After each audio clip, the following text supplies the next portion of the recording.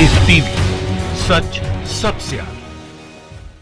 दोस्तों, मैं अब्बास हफीज हूं। भारतीय जनता पार्टी को किसानों का गुस्सा इतना भारी पड़ जाएगा, ये उसने सपनों में भी नहीं सोचा था। उसको लगता था किसानों को बेवकूफ बना देंगे और किसान कुछ भी नहीं करेगा। क्या आप जानते हैं आज राजस्थान में पंचायती चुनाव के परिणाम आए हैं? क्या आपको मालूम है कांग्रेस ने धूल चटा दी है भारतीय जनता पार्टी को? भारतीय जनता पार्टी की करारी हार हुई है राजस्थान राज्य के पंचायती चुनाव में। गोदी मीडिया ने आपको नहीं दिखाया होगा, मैं आपको ये खबर पढ़ के सुना देता हूं। जनसत्ता ने छापी है Rajasthan panchayat election results 2020 live updates. Panchayat चुनाव में 729 सीटों पर चल रही आगे कांग्रेस, पार्टी को भारी बढ़त। भारतीय जनता पार्टी के कई जगह पे तो प्रत्याशी निर्दलीय प्रत्याशियों से भी पीछे है। इसके ऊपर मोहर लगाई है न्यूज 18 की एक खबर ने। देख लीजिए आपके स्क्रीन के ऊपर, झुंझुनू पंचायत समिति चुनाव में कांग्रेस का परचम, बीजेपी निर्दलीय से भी पिछड़ी। आप सोच सकते हैं किसानों का गुस्सा कितना भारी पड़ गया है। आज किसानों ने एक सफल भारत बंद बुलाया, जिसका साथ दिया था कांग्रेस के साथ साथ और दूसरे 12-13 राजनीतिक दलों ने, जिसकी वजह से पूरा तरह से सफल भारत बंद हुआ।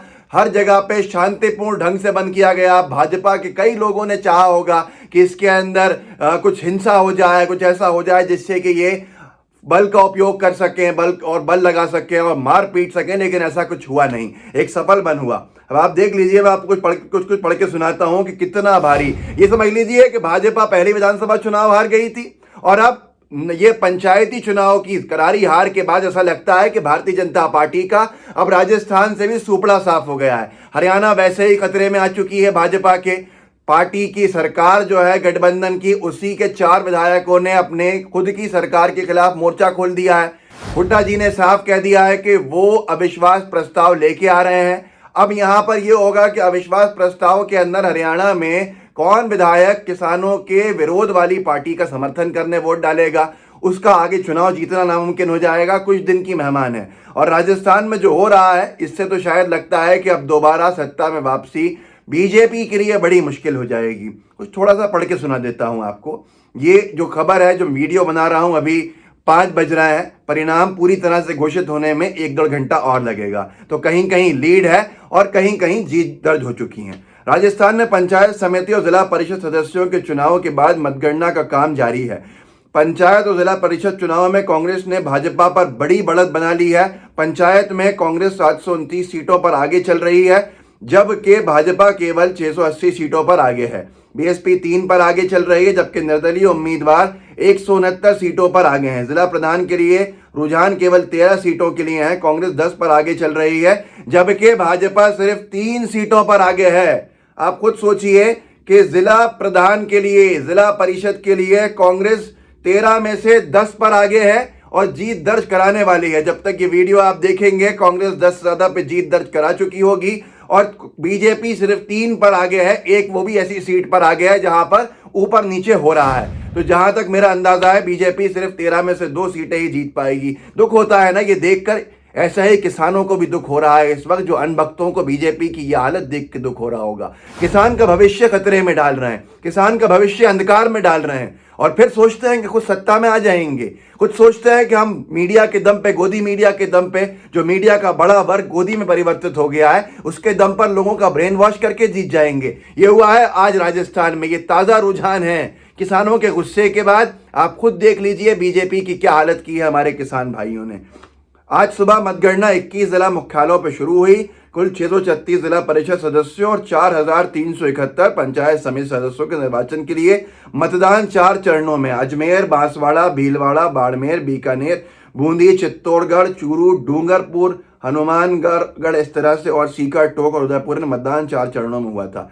इस मतगणना से जिला परिषद चुनाव के लिए 1778 उम्मीदवार और पंचायत समिति चुनाव के लिए 12,663 उम्मीदवारों के भाग्य का फैसला होगा। आप सोचिए कि बीजेपी कई जगह तो उन लोगों से पीछे है जहां निर्दलीय दूसरे नंबर पे है। कांग्रेस लीड पर है, सबसे पहले नंबर पे कांग्रेस आई, दूसरे नंबर पे बीजेपी नहीं निर्दलीय आ रहा है। ये हिंदी बेल्ट कहलाती है राजस्थान, हिंदी बेल्ट का हिस्सा कहलाता है राजस्थान, जहां बीजेपी सबसे ज्यादा मजबूत मानी जाती थी। आज ये सारे किले जो हैं बीजेपी के टूटते जा रहे हैं। आज कोई चर्चा क्यों नहीं कर रहा डिबेट के अंदर कि बीजेपी का राजस्थान में क्या हालत हुई है, बीजेपी कितनी बुरी तरह से चुनाव राजस्थान के हार रही है। आप में से किसी को याद नहीं है तो मैं दोबारा सुना देता हूं जो मैंने सुनाया। ये एक हेडलाइन काफी है, जनसत्ता ने जो छापी है, Rajasthan panchayat election results 2020 live updates.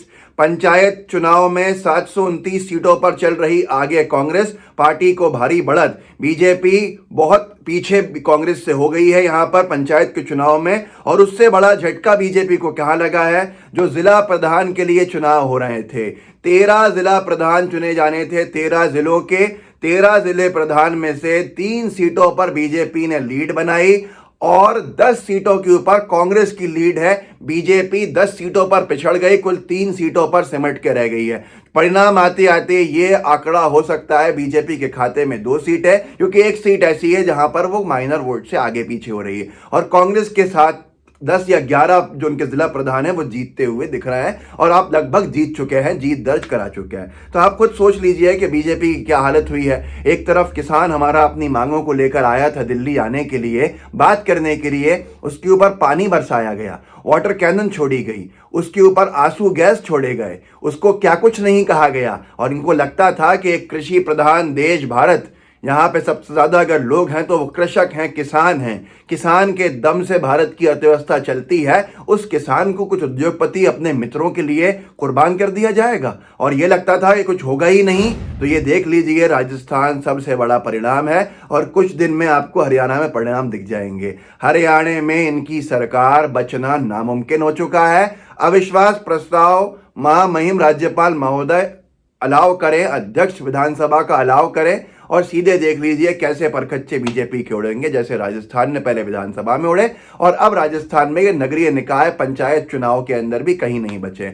लोगों को आगे बढ़ा के जागरूक कीजिएगा कि बीजेपी की क्या हालत हो गई है, आपको गोदी मीडिया क्या दिखाता है और असलियत में क्या दिखता है। ऐसे अच्छे स्वतंत्र पत्रकारों के लेख पढ़िए, स्वतंत्र जो चैनल्स हैं उनको देखिए, जो अभी भी निष्पक्षता के साथ खबरें दिखा रहे हैं। ऐसे पत्रकारों को देखिए, रवीश कुमार साहब हैं, पुण्य प्रसून वाजपेयी जी हैं, विशाल शर्मा साहब हैं, बहुत सारे, एक पूरी की पूरी साक्षी जोशी जी है, विनोद कापड़ी हैं, बहुत लंबी सूची है। ऐसे पत्रकारों को देखेंगे, आपको सही पत्रकारिता से रूबरू होते रहेंगे आप, और सच्ची बातें आपको पता चल जाएंगी। नहीं तो हम सब जैसे एक्टिविस्ट लोग हैं, इनको सुन लीजिए, आपको बहुत कुछ समझ में आ जाएगा, लेकिन गोदी मीडिया का बहिष्कार कीजिए। राजस्थान के परिणामों से अवगत जरूर कराइएगा, ये जरूर बताइएगा कि जो अनभक्त हो कि तुम्हारी पार्टी 13 जिलों के अंदर सिर्फ 3 जिले समेट पाने में कुछ अपनी सफलता हासिल कर पाई, 10 जिले हार गई है। आप खुद सोच लीजिए कितना बड़ा प्रतिशत है। 80% चुनाव हार गई बीजेपी।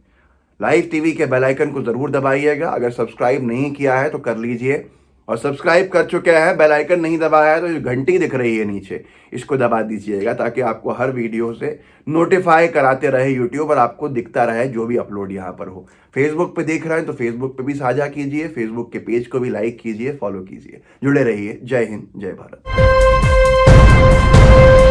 लाइव टीवी, सच सबसे आगे।